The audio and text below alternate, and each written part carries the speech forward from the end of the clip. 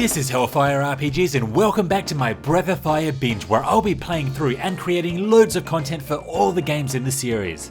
It seems that Breath of Fire 3 is often regarded as the best in the series, which is why I was completely pumped to jump right in and experience it for the first time myself. The good news? It didn't let me down. It took everything that worked well in the first two games and took it to the next level. The bad news? There really isn't too much to say here. Breath of Fire 3 is so far my favourite in the series. I'll be reviewing the PlayStation 1 version, first released in 1997. There's also a PSP version released a few years ago that has a few updates such as a widescreen display, but aside from that, they're pretty similar.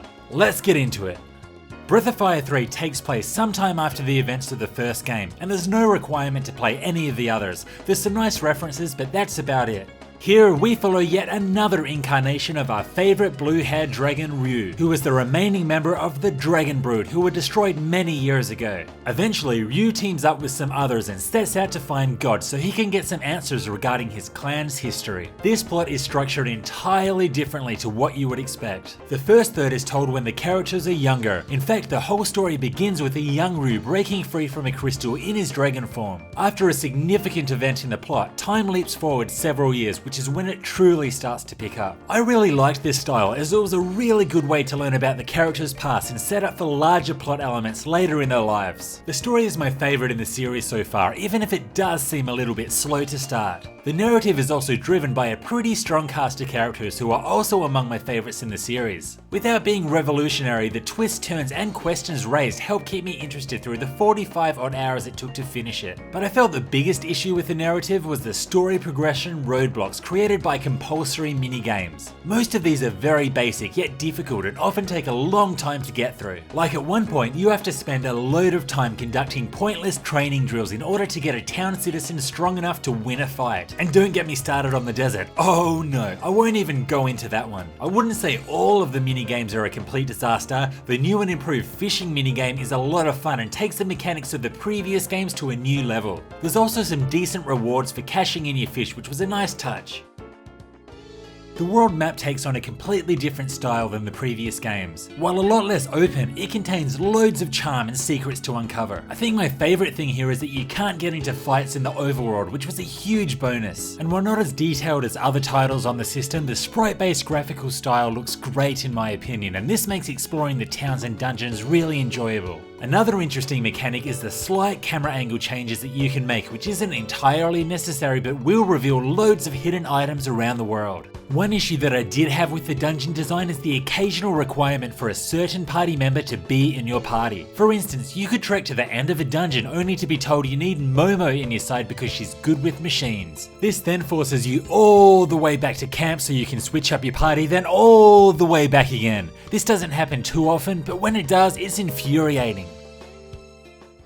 The battle mechanics are yet another thing that has improved from the previous installments. This turn-based system has the basic commands that you would expect, but with a few major upgrades. The first is the entirely new dragon transformation system. Through exploring the world, you'll find loads of crystallized dragon genes that can be acquired by Ryu. And no, not these genes, or this gene, these genes. Once you obtain multiple genes, you can splice them together in battle, which allows Ryu to transform into loads of different dragons. It's an awesome feeling discovering a new, super powerful transformation. Breath of Fire 3 did a great job here.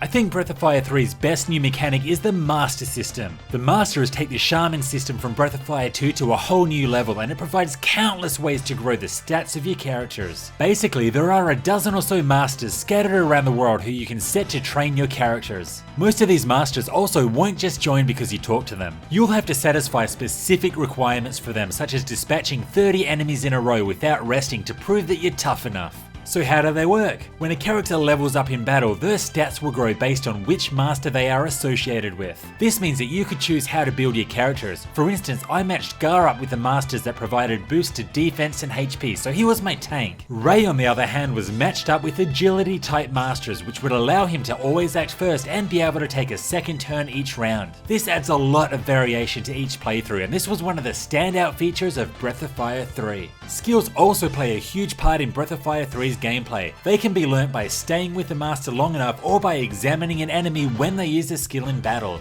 The catch with the skills is that they can only be learnt once, meaning that they're only ever usable by a single party member. However, the skills can be interchanged between characters at camp, presenting yet another level of character customization. Breath of Fire 3 really provides you with a load of ways to build your characters, and I loved that. So, in Breath of Fire 2, we had the township system, which was a somewhat basic system that allowed the player to develop a town. In Breath of Fire 3, this has been greatly expanded on with the fairy village system, which was one of my favourite features of the game. In a nutshell, you can turn a single hut into a full village filled with fairies that provide your party with loads of benefits. The best part is that it's fully customizable. You can build shops, inns, or even a casino. Each fairy also has its own stats, making it better suited for different tasks in the village. While nowhere near as complex as some systems are today, it was way ahead of its time for a 90s JRPG. Breath of Fire 3 did an incredible job here. So far, my Breath of Fire binge has taken me through the first 3 titles of the series, and they keep on getting better. Breath of Fire 3 takes what I liked about the first 2 games and puts it into overdrive. The unique story structure worked well and overall told a solid tale of a quest for answers. My biggest issue here though was with the forced minigames. They are frustrating, and the worst thing is they are a requirement to progress the plot. Dragons are a massive part of the Breath of Fire series, and this time around they nailed it. The gene splicing system provides loads of different combinations, and it really made me feel like an absolute powerhouse at times. The creative fairy village and masters are 2 other systems that worked well too and helped Breath of Fire 3 stand out above the first 2 titles in the series. Many fans regard Breath of Fire 3 as the best in the series, and it's easy to see why. At this point it is also my favourite, but my binge does not stop here. It's now time to jump into Breath of Fire 4. This was Hellfire RPGs, thanks for watching. Stay tuned for more Breath of Fire content coming soon. See you next time.